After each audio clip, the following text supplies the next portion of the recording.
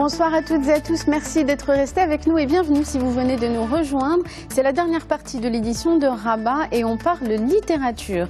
C'est son deuxième roman et il vient de le publier aux éditions Orion. Dans le hangar, c'est le titre de ce nouvel ouvrage. Mounir Serhani nous raconte l'histoire d'un collectionneur d'art effréné qui accumule les œuvres et qui nous invite à la réflexion sur le marché de l'art au Maroc et sur les liens qui se tissent entre les différents acteurs de ce marché de l'art. Il est avec nous ce soir pour nous en parler. Mounir Serhani, bonsoir, merci d'être avec nous. Bonsoir Hanan, merci pour l'invitation. Alors, Mounir Serhani, je le disais, votre récit met en scène les réflexions et la vie d'un collectionneur d'art. Alors, la première question, c'est quoi un collectionneur d'art? Parce que dans le livre, il est beaucoup question de galeristes, de marchands d'art, de collectionneurs, de ceux que vous appelez collecteurs. Vous allez nous préciser ce que vous entendez par là. Mais un collectionneur, d'abord, c'est quoi? Alors, un collectionneur, bon, pour moi, parce que c'est pas un essai, vous l'avez su, c'est un collectionneur, c'est quelqu'un qui est dans l'accumulation. Moi, je retiens votre mot, et c'est quelqu'un qui est différent, effectivement, des galeristes, parce qu'un galeriste, normalement, c'est, pour mon personnage d'ailleurs, c'est quelqu'un qui est également dans la collection, mais c'est quelqu'un qui a un local, on va dire, où il s'adresse à un groupe social, il organise une réception, il accueille un artiste, il l'adopte, il y a un contrat à signer. On va dire que c'est officiel, c'est un travail officialisé. Ah ben, le collectionneur, c'est quelqu'un qui est, entre guillemets, dans l'amateurisme, c'est quelqu'un qui est amateur, qui est amoureux d'art, et qui est passionné, on va dire, par l'accumulation des œuvres, des tableaux. D'ailleurs, c'est le plaisir de mon personnage. Un collecteur, pour lui, c'est péjoratif. Oui, il en parle de manière très négative. Mais un collectionneur, finalement, est-ce que ce que vous dites, ce désir de cumuler, en plus, le personnage du roman a une collection absolument gigantesque. Voilà, c'est une fiction. Tableaux, voilà, absolument. Mais est-ce que c'est du coup une question existentielle pour lui? Je vous cite dans un passage du roman, vous dites: collectionner, n'est-ce pas finalement une restitution du sens, une volonté de reconstruire peu à peu et morceau par morceau à l'image d'un puzzle, la silhouette parfaite de la vie, un puzzle dont il faut rassembler les électrons microscopiques pour pouvoir prétendre à la félicité. Exactement. Finalement, collectionner, c'est une raison d'être, parce que c'est une existence pour lui, mais c'est sa raison d'exister.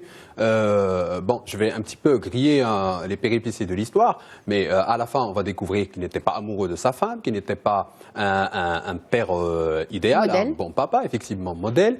Il avait un rapport de crise avec son enfant, unique d'ailleurs.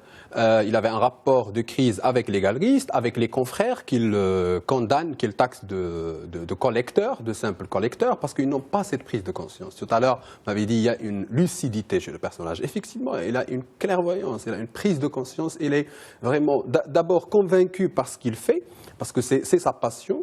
Et sa passion, je peux, on va dire, la résumer en un seul mot. C'est le chiffre. Il a besoin, à l'image d'un tueur en série, je le dis dans un monologue intérieur, c'est quelqu'un qui accumule, qui est dans l'augmentation, effectivement, parce que pour lui, c'est un capital. Et le hangar, c'est un espace qui reçoit ces toiles généralement comparées à des femmes, à des jeunes mariés. Il y a comment on appelle ça? Il y a un embellissement de l'univers. Ce n'est pas pour lui un petit commerce, bien un simple... on va dire une simple marchandise, mais loin de ça. C'est vital. Exactement. Et la preuve, lui, il a une expression quand même insolite, l'élevage des artistes. Je suis quelqu'un qui adopte les artistes. Je ne suis pas quelqu'un, à l'image ou à l'instar des galeries, je ne suis pas quelqu'un qui signe un contrat et par la suite je commence à faire un marketing de culture et d'art. Non, moi je suis un père. Je suis un père spirituel pour mes artistes. Je les accueille, je les écoute. Évidemment, on comprend par la suite que c'est de la mégalomanie, c'est de l'égocentrisme. Oui, parce qu'il a un ego surdimensionné, hypertrophié, entre guillemets gonflé, hein, pour simplifier les choses. C'est quelqu'un qui est très centré sur lui-même. Mais du coup, est-ce qu'il n'y a pas là une ambiguïté? Parce que le collectionneur collectionne par passion, par amour. Il se défend d'une vision utilitariste des écrivains. Je le dis parce que dans un autre passage, vous parlez, donc dans une critique enfin de votre personnage, pas vous, dans une critique des galeristes, voilà ce qu'il dit. J'ai entendu un galeriste dire à un peintre confirmé qu'il avait besoin d'une histoire à raconter à ses clients et qu'un peintre rangé ne l'intéressait que peu. Il voulait un drame, une vie tragique, un artiste souffrant d'une maladie chronique pour que la promotion soit facile et l'œuvre fascinante. Donc là, ce que le personnage dénonce, c'est le marketing de la culture, comme vous le dites. Mais de l'autre côté, le collectionneur, en élevant les artistes et les peintres, il a aussi une vision utilitariste. Il fait pire, on va dire, que ce que lui appelle les galeristes, parce que moi, comme j'ai dit, ce n'est pas de la réalité, ce que je suis en train d'écrire. Oui, on rappelle que c'est un roman, c'est une fiction. C'est de la fiction. Alors, je vais dire, pour lui, les galeristes, ils ont un jeu superficiel, pour lui, qui n'est pas dans la vraisemblance. C'est-à-dire, j'invite un artiste, je lui écris un catalogue, ou bien c'est des journalistes qui écrivent sur lui, j'organise un vernissage. Pour lui, tout ça, c'est factice, c'est-à-dire c'est un faux semblant, c'est une illusion, on est en train de vendre. Alors, pour vendre effectivement une toile, une œuvre d'art, les galeristes, comme le dit mon collectionneur, il dit que les galeristes, ils ont besoin d'une histoire, ils n'ont pas besoin, on va dire, d'un artiste dont la vie est vraiment rangée, terre à terre, banale selon lui. Ils ont besoin d'une vie, on va dire, qui baigne en plein chagrin, en plein malheur, comme ça on peut convaincre les acheteurs. Et donc au final, pour lui, ce sont des vendeurs modernes. Alors lui, il entretient, on va dire, un rapport humain avec ses artistes. Et ça, on va le comprendre par la suite. Tout à l'heure, on parlait de monstre.